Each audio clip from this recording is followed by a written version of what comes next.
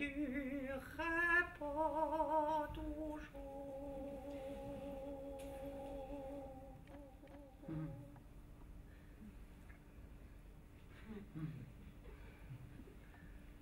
Lorsque Madame Godinet m'a sollicité pour garder son animal de compagnie, le temps pour elle d'aller en Alsace marier un cousin, j'ai répondu oui, sans hésiter. Madame Godinet habite dans mon quartier. Nous nous connaissons un peu à force de nous croiser chez les commerçants de la place René Coty. Et que l'on ne se méprenne pas. Il n'y a rien entre elle et moi.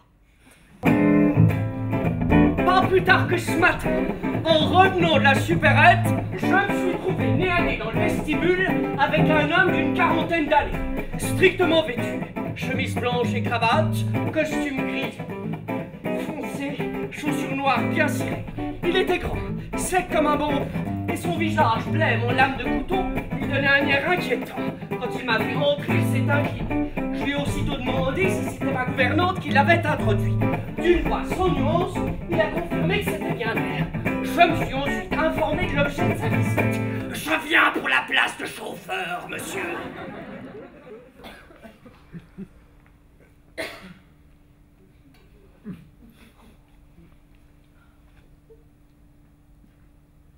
Demain, hélas, elle passera le reprendre. Je les regarderai s'éloigner dans la rue, main dans la main. Je me sentirai un peu triste. En 3 jours, je me suis habitué à lui. Et je pense ne pas me tromper en affirmant qu'il s'est déjà attaché à moi.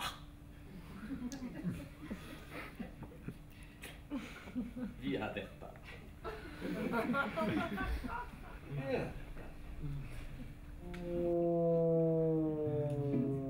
Je suis entré dans la cabine et l'élégante m'a emboîté le pas.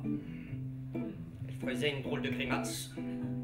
Visiblement, ma gueule noire et mes relents tueurs ne lui revenaient pas. Au moins étions-nous à égalité d'antipathie. Sa face replâtrée ne m'incitait pas à la cordialité. Elle a appuyé sur le bouton du 5e étage, moi sur celui du 6e.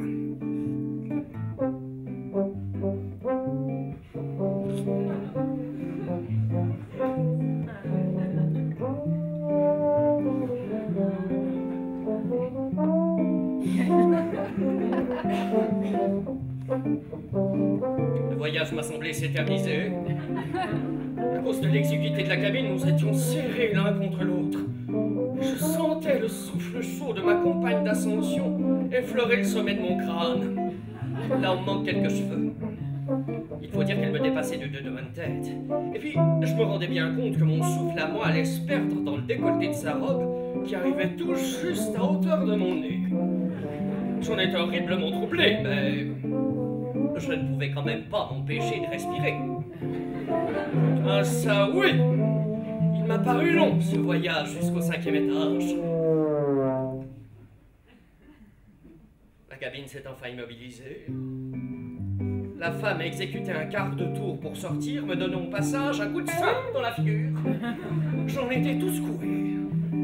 Comme elle me tournait le dos, j'ai vu qu'elle avait les fesses plates. Elle est sortie. La porte s'est refermée derrière elle et l'ascenseur a repris sa course vers le 6e étage.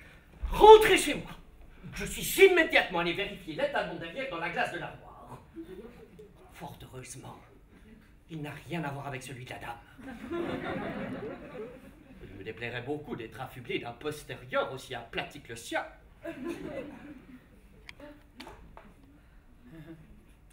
Pourquoi cela? Sans doute parce qu'au fond de moi, en dépit de mon air modeste, orgueil et vanité font bon ménage.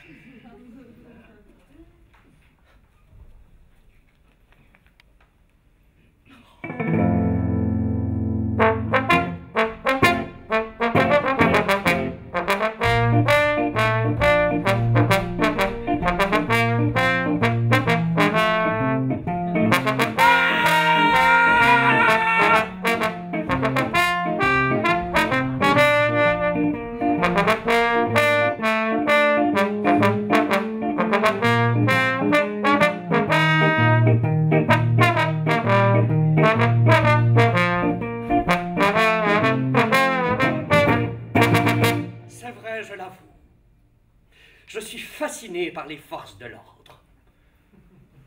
Il faut croire que ma carrière d'adjudant d'infanterie n'est pas étrangère à cette fascination. Force de l'ordre. Voilà des mots qui martèlent et fleurent l'autorité.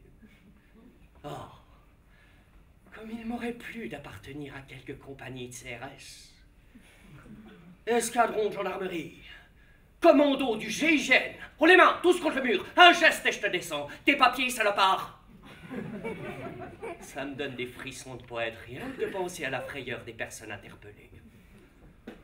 Aussi, certains jours, quand je suis la proie d'une irrépressible envie de domination, je prends mon sifflet et je vais me dissimuler dans le renfoncement d'une porte cochère proche d'un carrefour. Depuis mon poste d'observation, je vois tout sans être vu et je ne tarde pas à entrer en action. 5 minutes ne se sont pas déjà écoulées depuis mon arrivée sur le lieu qu'une voiture passe au feu orange. Alors je m'avance un peu, je donne un gros coup de sifflet et je recule vite fait d'un pas. Parfois, quand je siffle plusieurs voitures d'affilée, des embouteillages se forment. La pensée de tant de peur contenue sous les tôles me procure une jubilation que je n'hésite pas à qualifier de majeure. Ce matin, hélas, le jeu a failli mal tourner. Je me suis aperçu trop tard que j'avais sifflé un fourgon de police venant de l'avenue Vincent-Auriol. Il a pilé en plein centre du carrefour et 6 gardiens de la paix en ont surgi. Ils se sont plaqués contre le véhicule, main en l'air, jambes écartées. Moi, j'ai glissé mon sifflet dans la petite poche de mon gilet. J'ai quitté ma cachette et je me suis mis à marcher comme un promeneur ordinaire en faisant mine de m'intéresser aux nuages qui balayaient le ciel. Oh, je n'étais pas très fier. J'étais même assez penaud. D'autant qu'une voiture de sport qui roulait dans le sillage du fourgon l'avait embouti à l'arrière quand il avait stoppé. La confusion était à son comble. Ça klaxonnait de partout, l'énervement gagnait tout le monde, les invectives fusaient. Un sacré toy-boy. C'est la voix d'une inconnue au téléphone. Au premier appel, mardi soir, j'ai cru à une blague qui ne se renouvellerait pas. Allô? Bonsoir, chérie. J'ai très envie de toi. Devine un peu ce que je fais en ce moment. Eh bien, je me caresse le berlingot avec 2 toits. Ma correspondante anonyme susurrait des cochonneries sans la moindre tenue. Je l'ai écouté un moment, sans rien dire, et puis j'ai raccroché. Mercredi, la garce m'a encore appelé. Elle semblait aussi ardente qu'une braise. Son vocabulaire était plus hardi que celui de la veille. Je suis resté à l'appareil sans dire un mot, et j'ai raccroché quand elle a commencé à halter de plaisir. Le soir suivant, la femelle a commencé par se plaindre de mon mutisme. Elle m'a supplié de lui donner la réplique. Je n'ai pas répondu. Cela ne l'a pas découragée. Elle s'est alors lancée seule dans la course à l'orgasme. Cette fois, par courtoisie. J'ai patienté jusqu'à l'arrivée.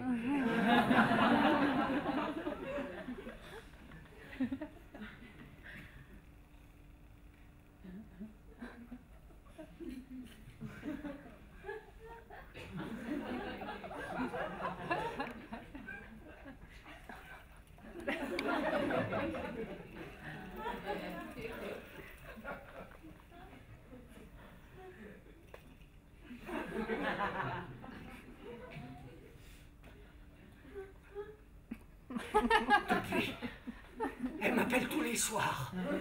Et tous les soirs, je l'écoute sans dire un mot et j'attends qu'elle ait fait son affaire.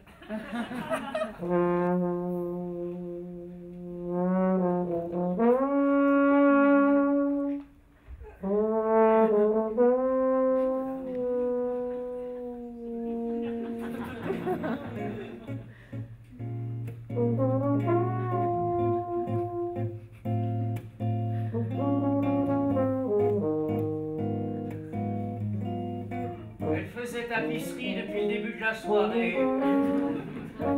Aussi, par bonté d'âme, les invités à danser. Elle était ni belle, ni laide. C'était une de ces femmes sur qui les regards glissent. Un chauffeur! Après une gouvernante, j'ai maintenant un chauffeur. C'est à peine croyable. À ce rythme-là, un valet de chambre et une cuisinière vont bientôt se présenter. Il faudra que je prenne un appartement plus grand.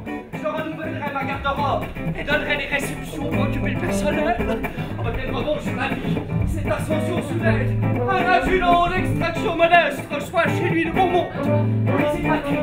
J'inviterai à mes soirées le capitaine Ledru, le commandant Panaille, le colonel Pétouet, le général Flash. Ah, mais ils en feront une tête. Mais c'est faux ce qui m'arrive. Mais qu'est-ce que je fais au ciel pour obtenir sans même que j'ai besoin d'y prendre à la main tous ces bienfaits dont la vie me comble. Maintenant, quand je vais être tranquille, je vais au bistrot.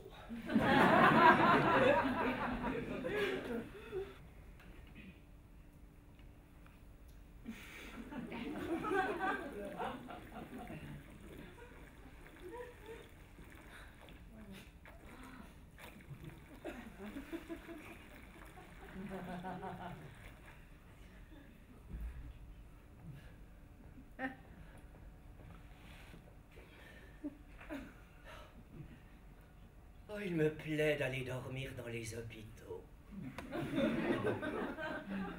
On y est dorloté comme nulle part ailleurs. Bon, je ne dis pas que j'y passerai toutes mes nuits, mais 2 ou 3 fois par semaine, à la tombée du jour, je glisse mon pyjama dans un sac en plastique et je file. Arrivé à un étage, n'importe lequel, je me réfugie dans un coin tranquille. Là, je me déshabille, j'enfile mon pyjama et je tasse mes vêtements dans le sac. Après, je fais un tour d'inspection.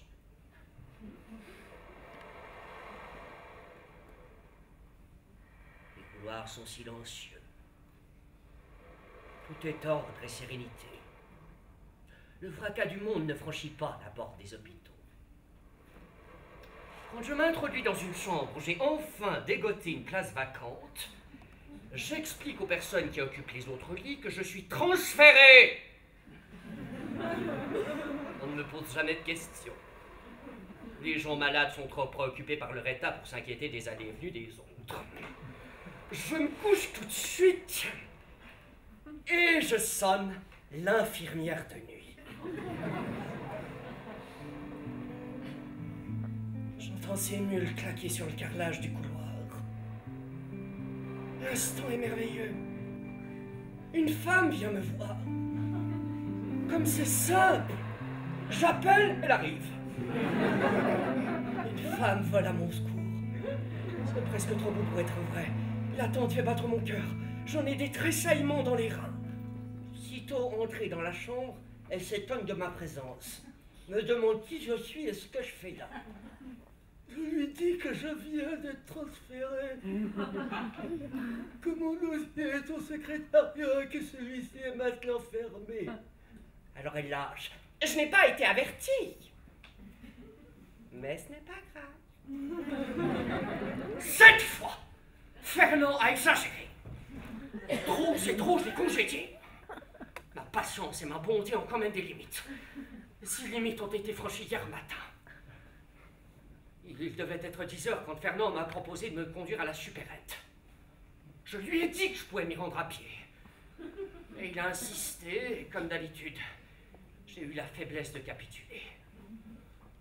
Il m'a attendu devant la porte du supermarché pendant que je faisais mes commissions. Mes achats terminés, alors que je croyais qu'il me ramènerait directement chez moi, il m'a annoncé que nous allions faire un détour par la station-service. La station-service. Cette fois, j'ai compris que j'avais affaire à un fou. Des fois, il ne faut pas les déranger, sinon ils deviennent dangereux. Je me suis dit, fais ce qu'il te dit, surtout, n'essaie pas de le contrarier. J'avoue que je n'étais pas très rassuré. En route, je me suis dit qu'il voudrait faire le plein. Vérifier la pression des pneus. Contrôler le niveau d'huile. Je m'attendais à tout, sauf à ce qui m'est arrivé. À la station-service, Fernand m'a entraîné sans l'ombre d'une hésitation vers le poste de lavage automatique. Un portique équipé de monstrueux rouleaux qui décapent les crasses des carrosseries. J'ai compris trop tard ce qui allait se produire. Déjà, ce pauvre détraqué avait glissé une pièce dans le récepteur fixé à la bande d'accueil. L'appareil s'est mis en marche. J'ai supplié. Non, pas ça. Mais ma boule s'est retournée et m'a lancé très agressif. Taisez-vous. On y va. Alors, mort de peur, j'ai marché derrière lui au supplice. Après avoir reçu une douche d'eau savonneuse, nous nous sommes trouvés pris dans les mouvements rotatifs des rouleaux. J'ai fermé les yeux et j'ai serré les dents. Les laves ou latéraux n'ont pas tardé à entrer en action. J'ai les jambes là, une heure. J'ai été trempé jusqu'aux os. En un temps de froid. Ah ben, je peux dire que ça décoiffe drôlement le lavage automatique. Et ça dure par-dessus le marché. Mes sacs à provisions étaient détrempés. Mes vêtements collaient à mon corps. Heureusement que je ne portais pas mes lunettes. Le lavage terminé. Nous nous sommes immobilisés sur les bouches d'air de ces charges. Mon Dieu, quelle tempête! Et quel vacarme s'est impulsé! Les peaux de mon veston battaient mes flancs, mes cheveux flottaient sur mon crâne. Je devais avoir l'air fin. Fernand s'est voulu rassurant. C'est presque fini! Reste plus que la pulvérisation du vernis de protection! Alors là, j'ai déjà monté. Encore mouillé, j'ai fait un bond sous le côté, j'ai crié. Pour le vernis, ne comptez pas sur moi! Et puis prenant mon courage à deux mains, j'ai ajouté. Vous êtes renvoyé, Fernand!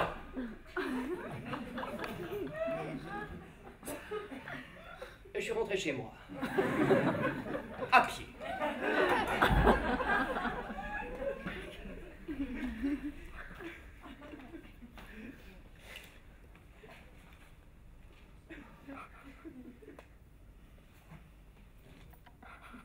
Madame Werner m'a demandé ce que j'avais fait pour me mettre dans un état pareil. Je lui ai répondu que j'avais sauvé une jeune femme de la noyade dans le canal.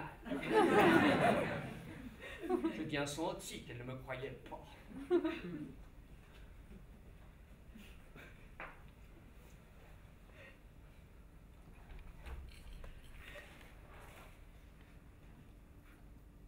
Une fois par semaine, toujours le samedi, je vais me glisser dans un mariage. Cette occupation me change les idées. Après le petit déjeuner et les soins du corps, je choisis une tenue stricte d'une distinction passe-partout qui n'attirera pas les regards. Mon costume gris à fine rayure fait très bien l'affaire. Quand j'ai fini de m'habiller, je me donne un ultime coup de peigne, je vaporise un peu d'eau de Cologne sur mon cou et je vais prendre le trolleybus direction l'hôtel de ville où j'arrive vers le 11h. Là, dans la cour intérieure, je me perds au cœur d'une pièce cohue. Le samedi, les mariages, c'est nombreux. C'est un grouillement coloré de gens qui se retrouvent, s'interpellent, s'embrassent à qui mieux mieux. Une refête. Des élégantes chapeautées virevoltent sur leurs talons aiguilles. Des garçonnets en chemise à jabot poursuivent des fillettes en robe à volant. Des hommes, habillés de neuf, bombent le torse. Une gaieté hardie, frémissante et pas de barbe, épaissit l'air alentour. J'en suis tout ragaillardi. Malgré mon envie de me fondre au plus vite dans une noce, je prends du temps pour la choisir. C'est que je ne veux pas m'aventurer avec n'importe qui. Quand une fournée de gens qui enfin me plaisent gravissent les marches du perron, je leur emboîte le pas. J'ai alors droit à quelques sourires. Le clan de la mariée me prend à coup sûr pour un invité du futur mari, celui du futur mari pour un invité de la mariée. De la sorte, je suis tranquille.